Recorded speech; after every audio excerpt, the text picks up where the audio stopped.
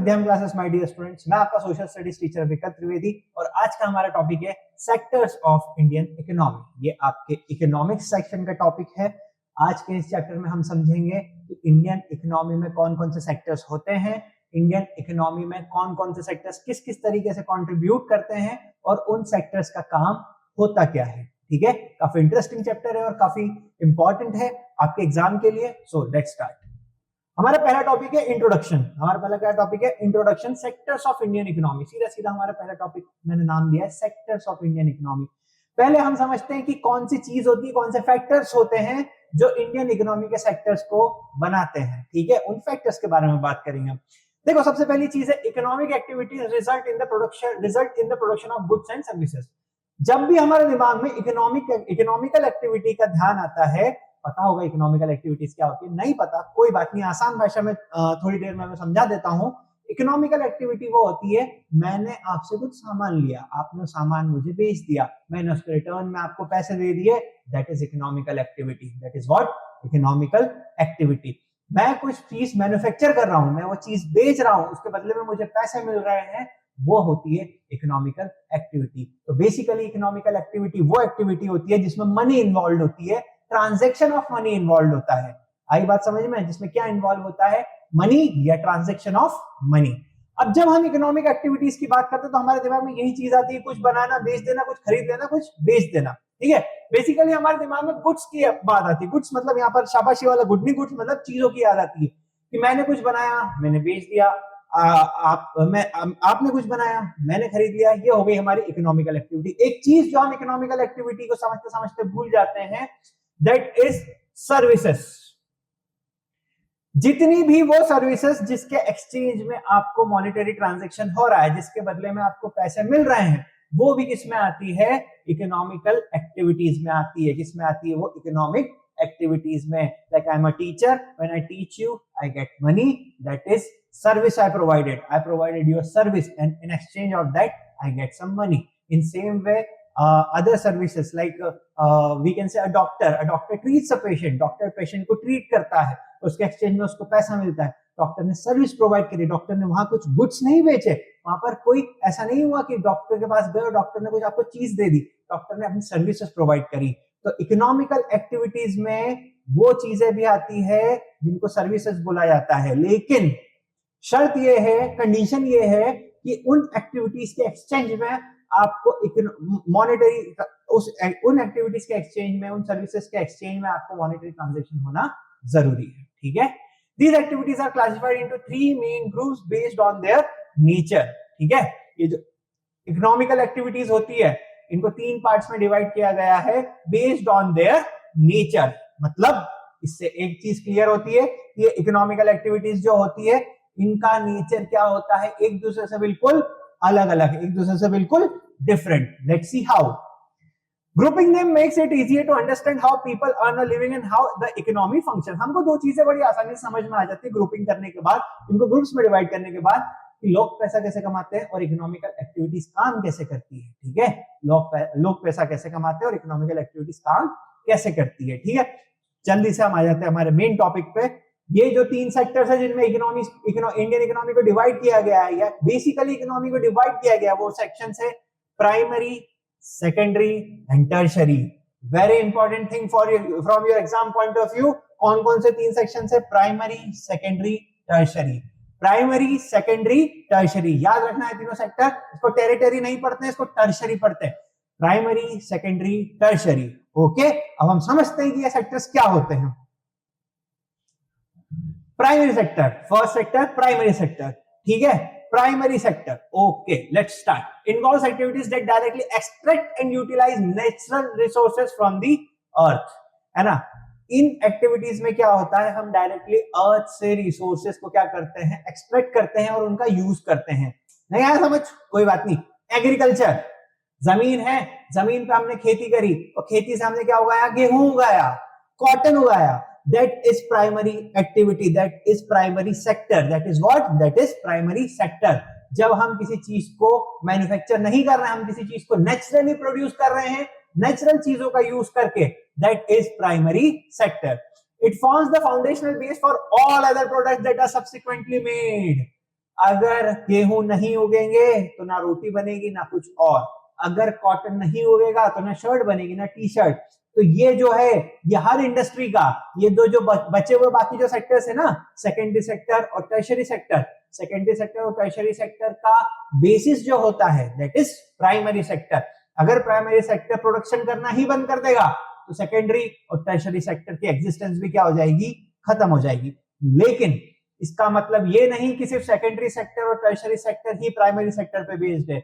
Actually होता क्या है कि ये जो तीनों सेक्टर्स है ना, ये आपस में इंटरडिपेंडेंट है। क्या है ये, मैंने क्या वर्ड यूज करा, इंटरडिपेंडेंट है। इंटरडिपेंडेंट होने का मतलब ये होता है ये तीनों आपस में एक दूसरे पर क्या है, हम बोल सकते हैं डिपेंडेंट है। ठीक है, हम क्या है, डिपेंडेंट है कि एक को दूसरे की जरूरत पड़ेगी ही पड़ेगी। कैसे, हम समझेंगे आगे। It forms the foundation base for, हाँ ये तो हो गया, because of the most of these natural products are obtained from agriculture। सबसे पहली चीज क्या बोली मैंने, एग्रीकल्चर। आ गई इसमें डेयरी, दूध जो निकलता है, हमारे इंडिया में दूध की नदियां बहती है, बहुत दूध प्रोड्यूस करते हैं हम, ठीक है, डेयरी। इसमें आती है फिशिंग, फिशिंग वगैरह भी सब क्या आता है, इसी में आता है। एंड फॉरेस्ट्री, फॉरेस्ट से निकलने वाली चीजें, फॉरेस्ट से एक्सट्रैक्ट होने वाली चीजें भी किसमें आती है, प्राइमरी सेक्टर में। प्राइमरी सेक्टर क्या होता है, प्राइमरी सेक्टर वो सेक्टर होता है जिसमें हम डायरेक्ट नेचर से कोई चीज एक्सट्रैक्ट करके या नेचर के थ्रू कोई चीज हम क्या कर रहे हैं, प्रोड्यूस कर रहे हैं। ठीक है, ये सेक्टर जो है ये बाकी दोनों सेक्टर का बेसिस है। अगर ये नहीं होगा तो उन दोनों की एग्जिस्टेंस नहीं होगी। ठीक है, लेकिन ये तीनों चीजें जो है, प्राइमरी सेकेंडरी टर्शियरी, ये तीनों सेक्टर जो है ये आपस में इंटर रिलेटेड भी है। क्या है, आपस में इंटर रिलेटेड भी है, इंटरडिपेंडेंट है। मोरओवर क्या है, ये इंटर डिपेंडेंट, ये एक दूसरे पर डिपेंड करते हैं अपने एग्जिस्टेंस के लिए। कैसे, हम आगे समझेंगे। ठीक है, इसमें क्या क्या आता है, इसमें आता है agriculture, dairy, fishing, forestry. Agriculture, fishing, dairy और फॉरेस्ट्री आता है इसमें, समझ आया होगा। हाँ, it is often called as agriculture related sector. इसको क्या भी बोला जाता है, एग्रीकल्चर रिलेटेड सेक्टर। ठीक है, this was our primary sector. Let's move on to secondary sector. It involves transforming raw materials from the primary sector into the finished goods। ये जो है प्राइमरी सेक्टर से जो है उस प्राइमरी सेक्टर से रॉ मटेरियल लेके उनको फिनिश गुड्स में क्या करता है, चेंज करता है। ठीक है, कैसे, कॉटन उगा, कॉटन जब उगा, एग्रीकल्चर हुआ, तो कौन सा सेक्टर हो गया, प्राइमरी सेक्टर हो गया। कॉटन से आपने एक कपड़ा बनाया तो वो क्या हो गया, सेकेंडरी सेक्टर हो गया। क्योंकि क्लोथ जो होता है, क्लोथ जो मैंने आपने पहन रखा है, ये क्या होता है, मैन्युफैक्चर होता है। तो सेकेंडरी सेक्टर को बोलते हैं मैन्युफैक्चरिंग सेक्टर। कौन सा सेक्टर, मैन्युफैक्चरिंग। कौन सा सेक्टर, मैन्युफैक्चरिंग सेक्टर। ठीक है, क्योंकि यहाँ पर जो रॉ मटेरियल्स नेचर से प्रोड्यूस होते हैं उनका मैन्युफैक्चर होता है और उसको किसी और फॉर्म में लेके आते हैं। ठीक है, this process is mostly done through manufacturing in factories, workshops और एट होम। है ना, जो फॉर्म चेंज होता है रॉ मटेरियल का, वो फैक्ट्रीज में भी हो सकता है, छोटी वर्कशॉप्स में भी हो सकता है और एक होम भी हो सकता है, घर पे भी हो सकता है। आप पूछोगे सर घर पे कैसे होगा, देखो पापड़ खाया है कभी, पापड़, तो पापड़ जो बनता है ना मोस्टली वो आता है होम इंडस्ट्रीज में, जो आता है कॉटेज इंडस्ट्री में। ठीक है, तो वो क्या करते हैं, चना होता है या जो मूंग होता है, इन सब का पापड़ बनाते हैं। तो पापड़ जो बनता है ना वो घर पे बनता है। किस पे बनता है, घर पे बनता है। तो दाल थी, दाल का फॉर्म चेंज हो गया, पापड़ बन गया वो। ठीक है, तो इसलिए वो कौन सी इंडस्ट्री हो गई, वो हो गई सेकेंडरी सेक्टर। मैन्युफैक्चरिंग समझ पढ़ के तुम ये मत समझना मैन्युफैक्चरिंग की तो कोई बहुत बड़ी सी यूनिट लगेगी, उसी फैक्ट्री में मैन्युफैक्चर होगा तो ही वो मैन्युफैक्चर कहलाएगा। नहीं, अगर आप कोई चीज घर पर भी बना रहे हो, जैसे मैंने पापड़ का एग्जांपल लिया, 420 पापड़ वगैरह ये सब जो होते हैं, इसमें मोस्टली जो पापड़ होते हैं वो कहाँ पे बनते हैं, घर पे बनते हैं। ठीक है ना, तो वो कोई बड़ी बहुत बड़ी फैक्ट्री सेटअप उनका नहीं होता, वो होम इंडस्ट्री होती है, कॉटेज इंडस्ट्री होती है। आप कैसे भी मैन्युफैक्चरिंग कर रहे हैं, किसी भी प्रकार की मैन्युफैक्चरिंग कर रहे हैं, that is called as secondary sector. आपका सेटअप चाहे बहुत बड़ा हो या आप चाहे घर पे कर रहे हो, ठीक है, doesn't matter. Since this sector gradually become associated with different kinds of industry, it is also known as industrial sector। मैंने एक नाम बताया इसका, मैन्युफैक्चरिंग सेक्टर। इसका दूसरा नाम है इंडस्ट्रियल सेक्टर। क्यों, क्योंकि इसमें है ना 3 प्रकार की इंडस्ट्रीज आपने बचपन में पढ़ी होगी, स्मॉल स्केल, लार्ज स्केल और स्मॉल स्केल, मिडिल स्केल और लार्ज स्केल। ठीक है, तो वो तीन जो फैक्ट्री, वो तीन टाइप की जो इंडस्ट्रीज होती है ना, वो तीन टाइप की इंडस्ट्रीज इसी इंडस्ट्रियल सेक्टर में आती है, इसीलिए इसको इंडस्ट्रियल सेक्टर बनता है। और इंडस्ट्री में क्या होता है, अगर इसको हम बोल रहे हैं इंडस्ट्री में क्या होता है, तो इंडस्ट्री में मैन्युफैक्चरिंग होती है। So that's why secondary sector is also called as industrial sector और manufacturing sector। अगेन मैं बोल रहा हूं कि इसमें मैन्युफैक्चरिंग और इंडस्ट्री समझ के तुम ये मत समझना कि इसमें हमेशा क्या लगेंगे, बड़े बड़े मशीन्स लगेगी, बड़े बड़े फैक्ट्रीज लगेगी, तभी जाके मैन्युफैक्चरिंग पॉसिबल हो पाएगी। नहीं, ऐसा जरूरी नहीं है, ठीक है। होम इंडस्ट्री, कॉटेज इंडस्ट्री जो होती है वो भी एक इंडस्ट्री है, और उसमें जो मैन्युफैक्चरिंग हो रही है वो भी किस में आएगी, वो भी सेकेंडरी सेक्टर में आएगी। किसी भी प्रकार की मैन्युफैक्चरिंग बड़े सेटअप या छोटे सेटअप कहीं भी हो रही है, वो किस चीज में आएगी, सेकेंडरी सेक्टर में आएगी। आई थिंक आपको समझ में आया होगा, उम्मीद करता हूं। Let's move on to tertiary sector. Tertiary sector को बोला जाता है सपोर्टिंग सेक्टर। क्या बोला जाता है, सपोर्टिंग सेक्टर, ठीक है। ये सपोर्टिंग सेक्टर किस चीज के लिए है, ये प्राइमरी और सेकेंडरी सेक्टर जो होते हैं ना उनको सपोर्ट करता है। क्या करता है, उनको सपोर्ट करता है, ठीक है। प्राइमरी और सेकेंडरी सेक्टर्स को सपोर्ट करता है, ठीक है। अब ये प्राइमरी और सेकेंडरी सेक्टर को सपोर्ट कैसे करता है, मैं बताता हूं कैसे। एक फार्मर है, उस फार्मर ने कॉटन प्रोड्यूस कर लिया। अब उस फार्मर को कॉटन को क्या करना है, एक ऐसे मैन्युफैक्चरर तक भेजना है जो उसके कॉटन को खरीदेगा और उससे फिनिश गुड्स बनाएगा, ठीक है। समझ में आई बात। एक फार्मर है, उस फार्मर को अपना कॉटन एक ऐसे मैन्युफैक्चरर तक को भेजना है जो खरीदेगा और उससे क्या बनाएगा, फिनिश गुड्स बनाएगा। तो अब वो भेजेगा कैसे, वो ट्रांसपोर्ट के थ्रू भेजेगा।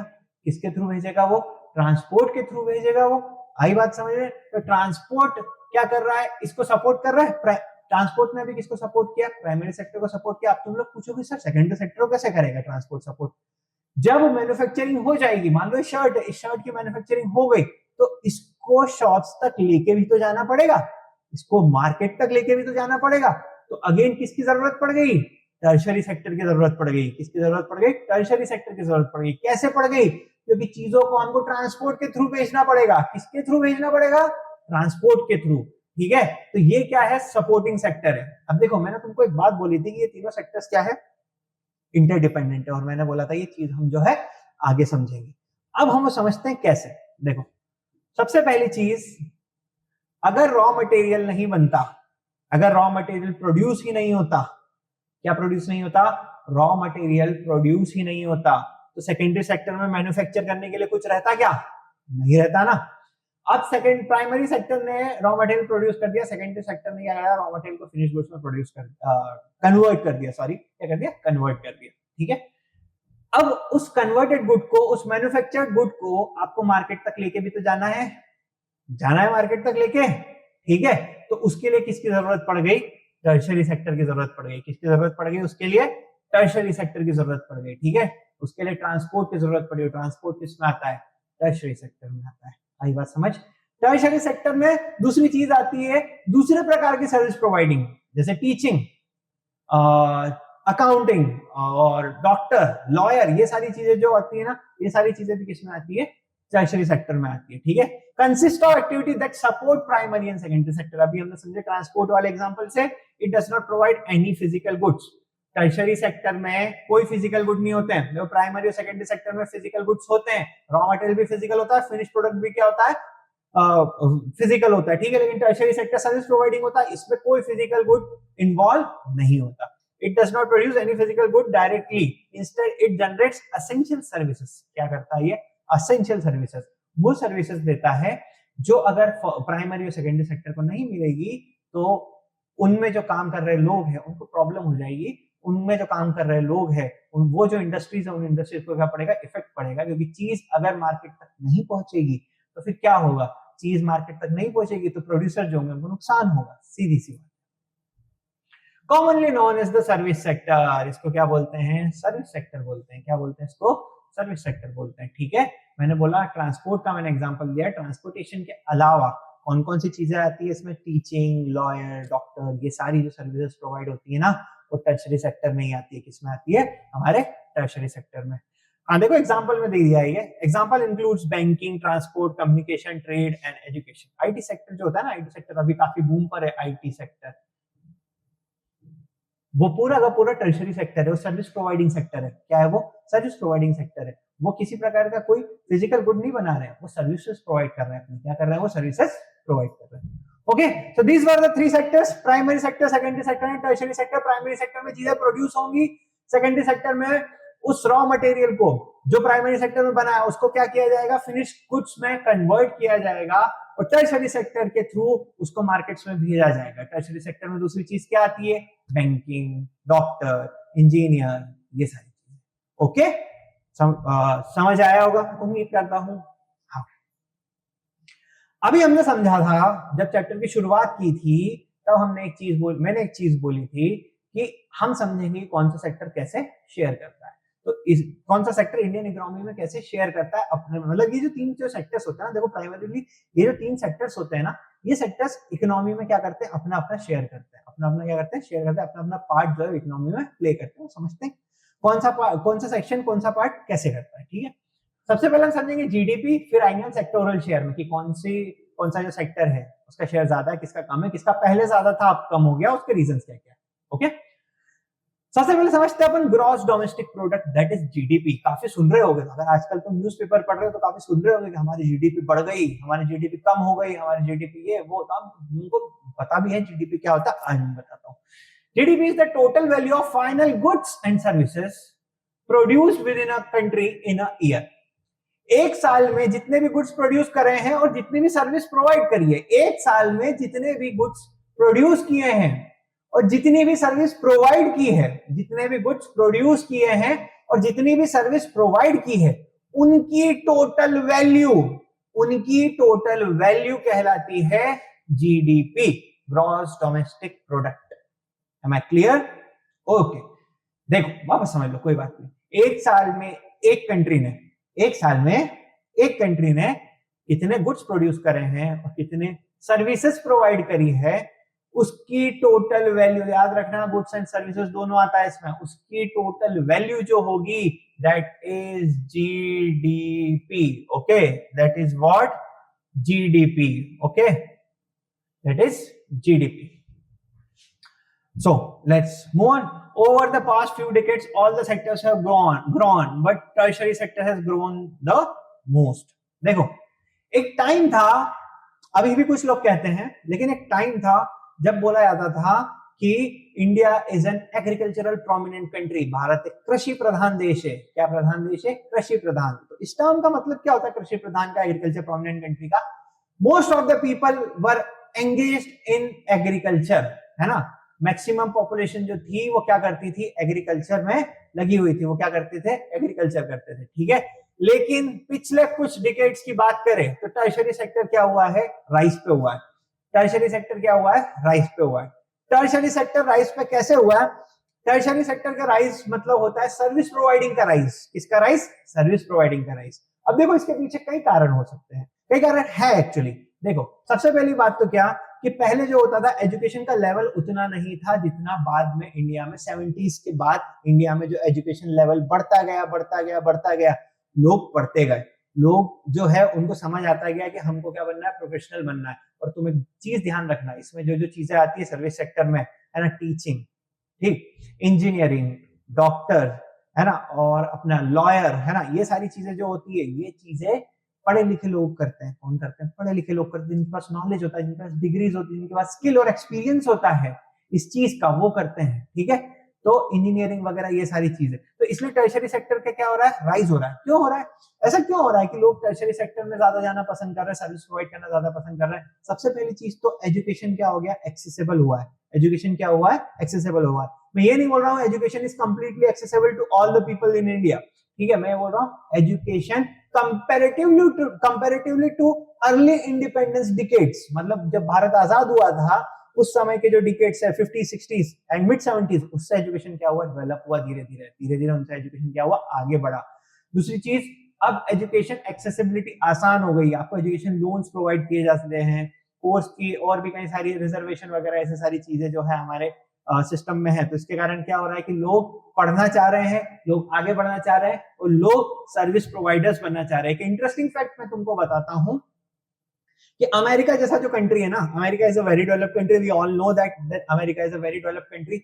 अमेरिका जैसा बड़ा कंट्री जो है उसकी मेन परसेंटेज ऑफ पॉपुलेशन जो मेजॉरिटी परसेंटेज ऑफ पॉपुलेशन है ना, वो टर्शियरी सेक्टर में, इसमें वो टर्शियरी सेक्टर में they provide services. Why? Because they are professionals and professionals are service providers, most of the professionals are service providers. ठीक है, तो हाँ, और दूसरा इंटरेस्टिंग फैक्ट ये कि जब America was a developing country, America पैदा होते से डेवलप कंट्री नहीं था, है ना। एक तो हमारे दिमाग में दो इमेजेस मेरे समझ नहीं आती है। लोग गांधी जी का जो यंग थे वो उस समय का फोटो देख के बोलते हैं, बोले ये गांधी जी का फोटो है, तो क्या गांधी जी पैदा ही बूढ़े हुए थे? नहीं। वैसे ही अमेरिका जो था ना, अमेरिका जब से इंडिपेंडेंट हुआ है ना, अमेरिका जब से बना है ना, फॉर्मेशन हुआ, तब से वो डेवलप नहीं था, वो भी डेवलप हुआ ना, धीरे धीरे हुआ। तो जब America was developing country, America जब डेवलपिंग कंट्री था, वहां पर उन्होंने ध्यान दिया प्राइमरी सेक्टर पे अपने। ठीक है, वो धीरे धीरे धीरे धीरे किस पर आ गए? टर्शियरी सेक्टर पर आ गए। किस पर आ गए? टर्शियरी सेक्टर पर। लेकिन अमेरिका जब टर्शियरी सेक्टर पर आ गया तो उसने अपने प्राइमरी सेक्टर को पूरी तरह भुला नहीं दिया, उन्होंने वेल बैलेंस चलने दिया। तो हमको हर सेक्टर को वेल बैलेंस्ड फॉर्म में यूज करना है, वेल बैलेंस्ड फॉर्म में चलाना है। ठीक है, टर्शियरी सेक्टर का राइज होने का मतलब ये नहीं होना चाहिए कि हमारा जो प्राइमरी सेक्टर उसको हम भूल ही जाए, उसको हम खत्म कर दें। ठीक है, that will be disastrous for Indian economy. ठीक है, समझ आई बात? आगे बढ़ते हैं। The tertiary sector has now replaced primary sector as the largest producing sector in India. हम 70s की बात करें, 1970s की, तो primary sector was the highest producing sector in India. मतलब जीडीपी में सबसे ज्यादा शेयर किसका था? प्राइमरी सेक्टर का था। ठीक है, लेकिन धीरे धीरे किसका हो गया? टर्शियरी सेक्टर का हो गया। Important point and a point that must be remembered is this: tertiary sector has now replaced primary sector as the largest producing sector in India.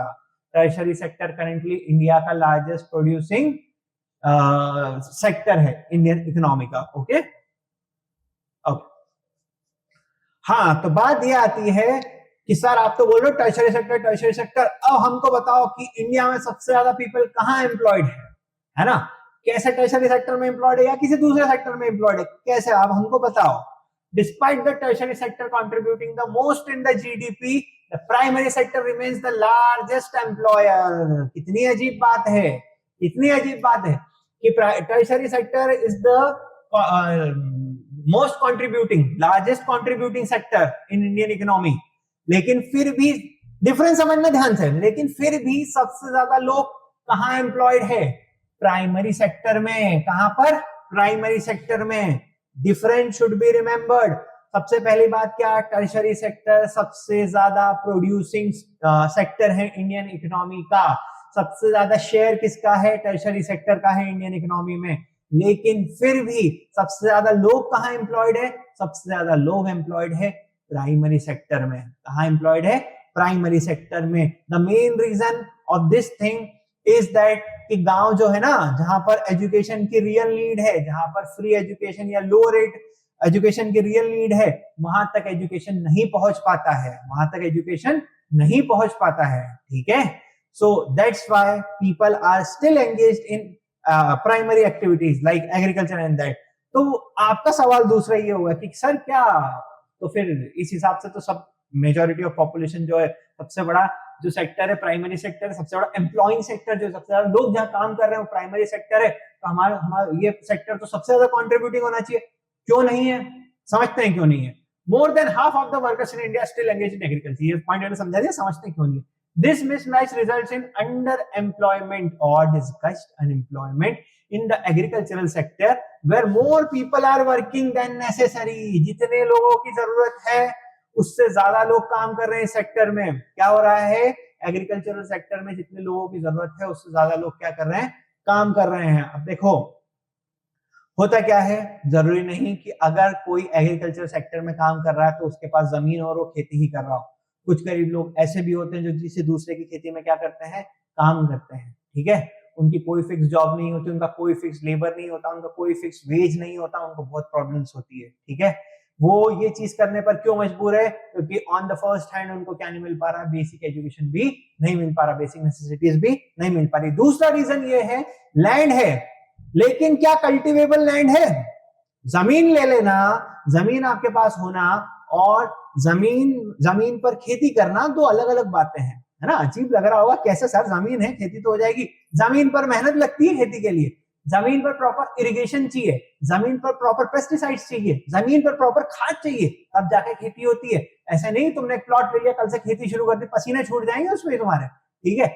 तो हो क्या रहा है कि वो सारी चीजें जैसे इरिगेशन, है ना, और हमारा पेस्टिसाइड्स और खाद, ये सारी जो चीजें है ना, ये चीजें किसानों तक नहीं पहुंच रही है। और जब वो नहीं पहुंचेगी तो जमीन क्या होती जाएगी, जमीन धीरे धीरे खराब होती जाएगी, वो अपनी फर्टिलिटी लूज करती जाएगी। जमीन की फर्टिलिटी मेंटेन करना बहुत जरूरी होता है, जमीन की फर्टिलिटी रिटेन करना बहुत जरूरी होता है ना। और ये तीन जो चीजें ना, इरिगेशन के लिए पानी, दूसरा क्या हमारा पेस्टिसाइड्स और खाद, ये सारी जो चीजें हैं इसके लिए चाहिए पैसा। और क्या उनके पास पैसा है? नहीं है। व्हाई? बिकॉज उनके पास जमीन है जिस पर वो एग्रीकल्चर कर रहे हो, उस पर एग्रीकल्चर हो ही नहीं रहा है, तो पैसा कहां से आएगा और कैसे आएगा? आई बात समझ में? तो दैट्स वाई हो क्या रहा है कि यहाँ पर हो रहा है अंडर एम्प्लॉयमेंट। जितने लोग चाहिए उससे ज्यादा लोग क्या है यहाँ पर एम्प्लॉयड है, और जिसके कारण क्या हो रहा है यहाँ पर अंडर एम्प्लॉयमेंट। ठीक, उसके कारण क्या हो रहा है? Under employment. अंडर एम्प्लॉयमेंट का मतलब जहां पर जितने लोग रिक्वायर्ड है उससे ज्यादा लोग वहां पर अवेलेबल है और काम करना चाह रहे हैं, लेकिन वो काम नहीं कर पाएंगे, हालत इतनी हो रही है। उम्मीद करता हूं समझ में आया होगा। थोड़ा अजीब, थोड़ा कॉन्ट्राडिक्टिंग है, एक बार वापस समझ लेते हैं, कोई बात नहीं, ठीक है। Where are most people employed? ज्यादातर लोग कहां पर एम्प्लॉयड है? तुम्हारा जवाब क्या होगा? दिमाग में तुम्हारा यही आएगा, tertiary sector plus tertiary sector. अभी तो बोला आपने, नहीं, tertiary sector is the largest contributing sector, but the most people where वो सेक्टर जहां पर लोग ज्यादा एम्प्लॉयड है, the most employed sector in Indian economy is कौन सा sector? Is our primary sector. यहाँ पर जितनी जरूरत है उससे ज्यादा लोग है, जितनी जरूरत है उससे ज्यादा लोग है, जिसके कारण क्या हो रहा है यहाँ पर? Under employment. ठीक है, चलो आगे बढ़ते हैं। ग्रोथ ऑफ टर्शियरी सेक्टर हम समझते हैं, थोड़ा बहुत तो समझ लिया, वापस समझ लेते हैं डिटेल में टर्शियरी सेक्टर का ग्रोथ कैसे होता है। पहले समझते हैं basic services. The government took responsibility for providing essential services like hospital, schools and banks. ठीक है, गवर्नमेंट हॉस्पिटल्स होते हैं, गवर्नमेंट बैंक्स होते हैं, गवर्नमेंट स्कूल्स होते हैं। गवर्नमेंट ने जिम्मेदारी ले ली अपने ऊपर कि हम क्या करेंगे, गवर्नमेंट स्कूल्स बनाएंगे, हालत सबको पता है बाय द वे। हॉस्पिटल्स बनाएंगे, अगेन हालत सबको पता है बाय द वे। बैंक्स बनाएंगे जिसमें हमेशा क्या चलता रहेगा? Lunch break. ठीक है, जिसमें हमेशा क्या चलता रहेगा? Lunch break. This is the reason hospitals सरकारी, हालत सबको पता है। एजुकेशन सेक्टर सरकारी, स्कूल्स, हालत सबको पता है। बैंक्स ठीक ठाक काम कर रहे हैं लेकिन हालत सबको पता है। दिस इज द रीजन कि इंडिया में प्राइवेट सेक्टर जो है वो क्या हो रहा है? राइज हो रहा है। इंडिया में लोग प्राइवेट सर्विसेज ज्यादा प्रेफर कर रहे हैं। क्या कर रहे हैं? प्राइवेट सर्विसेज ज्यादा प्रेफर कर रहे हैं। काम तो करके दे देगा, स्कूल में, प्राइवेट स्कूल में डालेंगे बच्चे को, टीचर तो पढ़ाने आ जाएगा। हॉस्पिटल में, किसी प्राइवेट हॉस्पिटल में किसी पेशेंट को एडमिट कराया, डॉक्टर तो देख लेगा कम से कम। ठीक है, तो क्या है? Basic facilities, basic services. अच्छा, वो जो डेवलप कंट्रीज होते हैं ना, वहां पर ये जो फैसिलिटीज होती है ना, ये फैसिलिटीज ये फ्री होती है लोगों के लिए। क्या होती है लोगों के लिए? फ्री। दावा हम भी करते हैं ये लोगों के लिए तो फ्री है, ये आयुष्मान कार्ड वगैरह ये सारी स्कीम्स रहती है। लेकिन हमारा बेसिक इंफ्रास्ट्रक्चर जो है ना, बेसिक फैसिलिटीज प्रोवाइड करने, बेसिक सर्विसेज प्रोवाइड करने का, वो जो है वो बहुत ज्यादा वीक है। Even after 78 years of independence ये बहुत ज्यादा वीक है और कंटिन्यूअसली वीकर होता जा रहा है। आप रोज पेपर में खबर पढ़ सकते हैं, हॉस्पिटल ना होने के कारण किसी प्रेग्नेंट वुमेन की डेथ हो जाती है, किसी बुजुर्ग को ले जाया जाता है हॉस्पिटल पहुंचने तक उनकी भी डेथ हो जाती है। ठीक है, स्कूल्स की हालत अभी काफी कंट्रोवर्सी में रही थी इंडिया में, स्कूल्स की हालत कि छोटी छोटी बच्चियों को वॉशरूम जाने के लिए उनके पास वॉशरूम्स तक नहीं है, इतनी बुरी हालत है हमारी। ठीक है, इसीलिए प्राइवेट सेक्टर का क्या हो रहा है? राइज हो रहा है। इसीलिए एजुकेशन जो होता जा रहा है, हेल्थ केयर जो होती जा रही है, ये सारी चीजें जो हमको बेसिक चीजें हैं जो हमको गवर्नमेंट को प्रोवाइड करवानी चाहिए थी, वो हायर रेट्स पे हमको प्राइवेट पीपल, प्राइवेट प्रॉपर्टीज या प्राइवेट बॉडीज बोल सकते हो, वो प्रोवाइड करवाते हैं। ठीक है, that is a very bad thing. Okay, so next is industrial growth. India में आफ्टर इंडिपेंडेंस काफी अच्छा खासा इंडस्ट्रियल ग्रोथ हुआ है। The expansion of agriculture and industry boosted in demand of transport and trade. Transport और trade भी आता है ना इसमें, टर्शरी में तो भूल ही गए अपन। ट्रांसपोर्ट और ट्रेड किसमें आता है? टर्शरी में ही आता है। जितनी इंडस्ट्रीज होगी, जितना मटेरियल मैन्युफैक्चर होगा, जितने गुड्स मैन्युफैक्चर होंगे, उनको ट्रांसपोर्ट करके मार्केट भी तो ले आना पड़ेगा, दुकान तक तो ले आना पड़ेगा। ठीक है। तो इसीलिए टर्शियरी सेक्टर के ट्रांसपोर्ट है ना, ट्रांसपोर्ट की क्या बढ़ रही है, डिमांड बढ़ रही है, क्योंकि इंडस्ट्रीज हो गई ना बड़ी बड़ी, है ना, बहुत बल्क अमाउंट में हमारे यहाँ गुड्स जो है एक जगह से दूसरी जगह ले जाया जाता है। ठीक, आई होगी बात समझ में। बढ़ते हैं आगे। राइजिंग इनकम्स, देखो अब वो लोग जो पढ़ लिख लिए, जो लोग प्रोफेशनल्स बन गए या जिन्होंने बिजनेस अच्छा खासा कर लिया, उनकी इनकम क्या हो गई, बढ़ गई। नेचुरल सी बात है, मेहनत करोगे पैसा आएगा। People started demanding more services like eating out, tourism and private education. Private education यहाँ पर हेल्थ केयर भी होना चाहिए, ठीक है। लोगों के पास पैसा आया, लोगों ने बोला नहीं जाएंगे सरकारी स्कूल में हमारे बच्चे जाएंगे प्राइवेट स्कूल में। कहां पर जाएंगे हमारे बच्चे, प्राइवेट स्कूल में। अरे टीचर तो आएगा कम से कम पढ़ाने, है ना, सरकारी स्कूलों में तो टीचर ही एब्सेंट होते हैं, ठीक है ना। प्राइवेट एजुकेशन बढ़ गया, टूरिज्म बढ़ गया, लोगों को अलग अलग जगह जाने की इच्छा है, बोलो चलो चलो चलो यहाँ चलते, चलो चलो केदारनाथ चलते हैं, वहां पर हम जीरो सिविक सेंस दिखाएंगे पर केदारनाथ चलते हैं, वहां पर कचरा कर देंगे, टनों से कचरा कर देंगे पर केदारनाथ चलते हैं, है ना। सिविक सेंस होना जरूरी है। ये इनकम तुम्हारे हाथ में तभी अच्छी लगेगी जब तुम्हें तमीज है। बदतमीज आदमी के हाथ में इनकम अच्छी नहीं लगती, याद रखना है बात। कहीं भी जाओ जगह को गंदा मत करो, स्पेशली जो हमारे स्पिरिचुअल सेंटर्स है ना, उनको गंदा नहीं करना। और तुम कहीं भी जाओ किसी भी जगह को गंदा नहीं करना। हमारे देश की इमेज हमारे हाथ में है, तो इंटरनेशनली हमारा मजाक बनता है इस चीज पे कि that Indians have no civic sense, ठीक है। तुम्हारे हाथ में कहीं भी जाओ गंदा नहीं करना, ऑलवेज यूज डस्टबिन, ठीक है, क्योंकि अच्छी इनकम तमीज वाले आदमी के हाथ में ही अच्छी लगती है, ठीक है। हाँ, टूरिज्म हो गया, ईटिंग आउट, चलो कैफे चले या बाहर खा लेंगे सैटरडे को, या बाहर खा लेंगे कहीं हम, ठीक है। तो ये सारी चीजें क्या हो गई, बढ़ गई, क्यों, क्योंकि क्या बढ़ गई, लोगों की इनकम बढ़ गई। दूसरा है new services. The rapid rise of information and communication technology transform the economy. IT sector जो है ना, आईटी सेक्टर, इट नहीं, आईटी सेक्टर, आईटी मतलब इंफॉर्मेशन एंड टेक्नोलॉजी, ये सेक्टर इंडिया का सबसे बड़े सेक्टर्स में से एक बनता जा रहा है। क्या बनता जा रहा है, इंडिया के सबसे बड़े सेक्टर्स में से एक, ठीक है। जो भी सॉफ्टवेयर प्रोवाइड कर, जिस वे में हम कनेक्टेड है, सब छोड़ो, जिस वे में हम कनेक्टेड है ना, जिस मीडियम के थ्रू हम कनेक्टेड है, ये आईटी में आता है। इसमें आता है, ये आईटी में आता है, इंफॉर्मेशन एंड टेक्नोलॉजी, ठीक है। तो आईटी सेक्टर जैसे की सर्विसेज की डिमांड क्या होती जा रही है, राइज होती जा रही है, कॉन्स्टेंट राइज होती जा रही है, ठीक है। दो चीजें समझ में आई होगी। आगे बढ़ते हैं, करंट स्टेटस इन इंडिया, ठीक है। अब हम समझते हैं कि कौन सा सेक्टर जो है वो कैसा कंट्रीब्यूट करता है, कितना कंट्रीब्यूट करता है। Let's start. GDP contribution, the tertiary sector is currently dominates, generating more than half of India's total GDP. तुमने सुन रहे हो, 2-3 स्लाइड्स हो गई, है ना, 15-20 मिनट हो गए कम से कम, आई गेस, घड़ी तो देख नहीं रहा, 15-20 मिनट हो गए तुम्हारे शायद कम से कम, के tertiary sector highest contributing sector, tertiary sector highest contributing sector. तो कितना कंट्रीब्यूट करता है सर, ये तो बता दो हमको, हम कैसे मान ले। तो यहाँ पर लिखा हुआ क्या है, generating more than half of India total GDP. India की जीडीपी का मोर देन हाफ जो है वो कौन कंट्रीब्यूट करता है, टर्शियरी सेक्टर। समझ रहे हो इतना पैसा इस सेक्टर में, है ना, कि ये क्या इंडिया की जीडीपी का हाफ से ज्यादा, आधे से ज्यादा क्या करता है, कंट्रीब्यूट करता है, ठीक। Employment share, primary sector is still the largest employer. पढ़ा था हमने, अभी समझा, है ना, कि प्राइमरी सेक्टर जो है अभी भी सबसे बड़ा एम्प्लॉयर है। About nearly 45 to 50% of countries workforce, 45 से 50% लोग अभी भी प्राइमरी सेक्टर में एंगेज है, ठीक है, ओके। द कोर इशू, क्या दिक्कत है, क्या प्रॉब्लम है, इशू क्या है। Most agricultural workers remain underemployed while the service sector creates immense economical value with far fewer people. Economical जो instability है प्राइमरी सेक्टर में, ठीक है, इकोनॉमिकल इंस्टेबिलिटी, क्योंकि उनके पास पानी खेतों में डालने के लिए नहीं है ना, और पेस्टिसाइड्स नहीं अच्छे, इन लोगों के पास बेचारों के सीड्स भी नहीं होता, फिर वो जमीन अपनी बेच देते हैं, गिरवी रख देते हैं, बहुत बुरी हालत है उनकी, ठीक है। तो इसमें होता क्या है कि हम ध्यान नहीं दे रहे हैं, हमारा टर्शियरी सेक्टर जो है ना, टर्शियरी सेक्टर चीजों को मैनेज बहुत अच्छे से करता है। अगेन क्यों, क्योंकि प्राइवेट हाथों में होता है मोस्टली, ठीक। और जो प्राइमरी सेक्टर है वो प्राइवेट हाथों में जा नहीं सकता। ये जो सर्विस प्रोवाइड होती है ना प्राइमरी सेक्टर के, एजुकेशन एग्रीकल्चर के लिए जो प्राइमरी सर्विसेज होनी चाहिए, वो एग्रीकल्चर के लिए प्राइमरी सर्विसेज सिर्फ और सिर्फ कौन दे सकता है, गवर्नमेंट दे सकती है, ठीक है। आई बात समझ में। तो इसके कारण क्या हो रहा है, प्राइमरी सेक्टर धीरे धीरे कम होता जा रहा है और टर्शियरी सेक्टर का राइज हो रहा है। ऑर्गेनाइज्ड वर्सेस अनऑर्गेनाइज्ड, तुम्हारी जो सेक्टर से इकोनॉमिक है वो दो अलग पार्ट्स में डिवाइडेड है, ऑर्गेनाइज्ड और अनऑर्गेनाइज्ड। ठीक है, समझते हैं कैसे।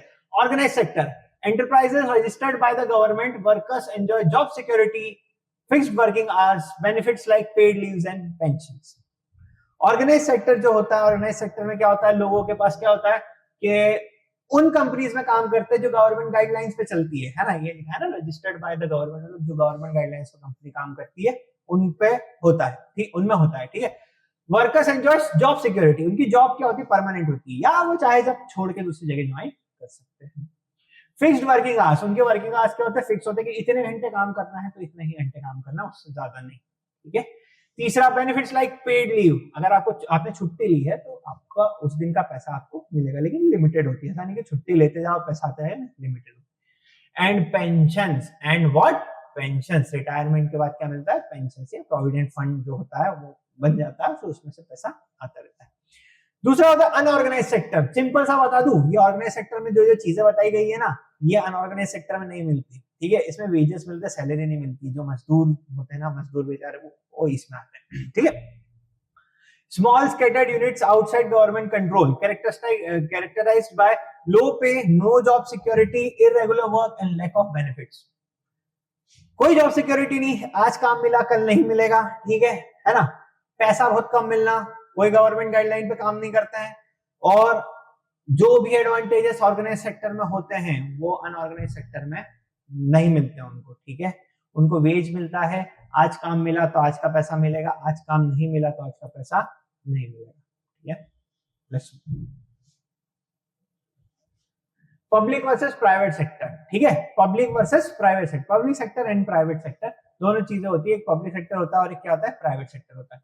Public sector, the government owns most of the assets and provides all the services. Public sector कौन ओन करता है, गवर्नमेंट ओन करती है। कौन ओन करता है, सिंपल सी बात, public sector is owned by the government. ठीक है, and provides all the services. इसमें अगर कोई सर्विस प्रोवाइडिंग की बात होती है तो वो भी कौन प्रोवाइड करता है, गवर्नमेंट।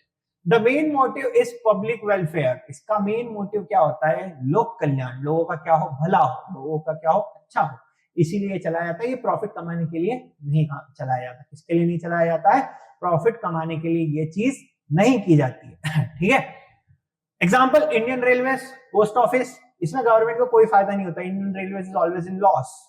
ठीक है, लेकिन ये क्यों चल रही है इंडियन रेलवे, ताकि लोग जो है एक जगह से दूसरी जगह एक अच्छे लिमिटेड अमाउंट में, यानी कि भूतार लिमिटेड अमाउंट में जो है एक जगह से दूसरी जगह आसानी से पहुंच सके, है ना। Most of the India commutes through train, है ना। ट्रेन जो है हमारी इंडिया की लाइफलाइन है, और I guess our railway network is one of the largest railway network in the world. ठीक है, प्राइवेट सेक्टर, अडानी, अंबानी, बिरला, टाटा, ये सब क्या हो गए, प्राइवेट सेक्टर हो गए। Ownership of assets and delivery of services is in hands of private individuals. कौन पूरी करता है, कौन चीजें बनाता है, गवर्नमेंट, प्राइवेट सेक्टर में जो भी रिस्पेक्टिव इंडस्ट्री है वो इंडस्ट्री क्या करती है, चीजें बनाती है, और वो चीजें जो होती है वो कौन बेचता है, वही लोग बेचते हैं। अगर सर्विस प्रोवाइड करने की बात होगी तो वही लोग सर्विस प्रोवाइड करेंगे, प्राइवेट कंपनीज, है ना। फॉर एग्जाम्पल, और ये हाँ मेन एम, पिछले वाले का मेन एम क्या था कि लोगों का क्या हो, वेलफेयर हो, लोगों का अच्छा हो। इसका मेन एम क्या है, इसका मेन एम है earn profit. Main motive is to earn profit. Main motive क्या है इसका, प्रॉफिट अर्न करना। रिलायंस, टिस्को, टाटा लिख लो, है ना, और अडानी ग्रुप। अच्छा, एक चीज है कि ये जो एक्सेट्रा, जो प्राइवेट सेक्टर वाले लोग होते हैं ना, ये प्राइवेट सेक्टर वाले लोग, इनका मेन मोटिव क्या है, main motive is to earn profit, right. The main motive is to earn profit. तो कभी कभी ये लोग प्रॉफिट अर्न करने के चक्कर में बहुत ज्यादा एनवायरमेंटल हार्म कर देते हैं। ठीक है, क्या कर देते हैं, बहुत ज्यादा एनवायरमेंटल हार्म। इस बारे में सर्च करना, अभी अभी बहुत ज्यादा कंट्रोवर्सी चल रही है। ठीक है, okay, so let's move on. Let's start with the multiple choice questions for this chapter. Which sector is also known as service sector? कौन सा सेक्टर जो है वो सर्विस प्रोवाइड करता है, और किस सेक्टर को हम क्या, उस सेक्टर को हम क्या बोलेंगे, सर्विस सेक्टर। क्या वो प्राइमरी सेक्टर है, नहीं, ये क्या करता है, प्रोड्यूस करता है। क्या वो सेकेंडरी सेक्टर है, नहीं, क्यों, क्योंकि वो क्या करता है, मैन्युफैक्चर करता है। ठीक है, क्या वो पब्लिक सेक्टर है?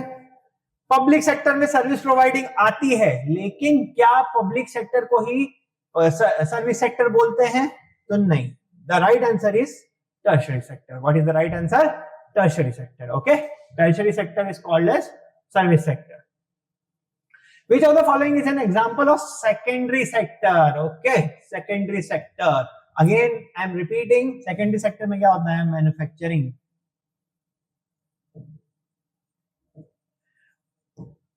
और इसका दूसरा नाम क्या है? Industrial sector. सेकेंडरी में क्या आता है? मैन्युफैक्चरिंग और इंडस्ट्री. क्या आती है? मैन्युफैक्चरिंग और industry. Let's see the options. Banking. Banking में क्या क्या मैन्युफैक्चर है? बैंकिंग में नोट बैंक मैन्युफैक्चर नहीं करता, ये सर्विस प्रोवाइड करता है. ठीक है, तो ये तो सर्विस का हो गया, इसका हो गया, ये सर्विस का हो गया. This option is eliminated. Manufacturing steel, इसमें बाद में आएंगे. हाँ, टीचिंग भी सर्विस है. हमारे पास दो ऑप्शन बचते हैं, मैन्युफैक्चरिंग स्टील और फार्मिंग. फार्मिंग तो प्रोड्यूस करेगा ना, कोई चीज को प्रोडक्शन करेगा नेचर को यूज करके. पॉइंट इज नेचर को यूज करके. ठीक है, ये तो प्राइमरी हो गया. बचा क्या हमारे पास? Manufacturing steel. सीधा सा लिख दिया यहाँ पर मैन्युफैक्चरिंग. हम दिख रहा है, लिखा हुआ सीधा सा मैन्युफैक्चरिंग सेकेंडरी सेक्टर में आता है. मैन्युफैक्चरिंग स्टील है, स्टील को मैन्युफैक्चर करना.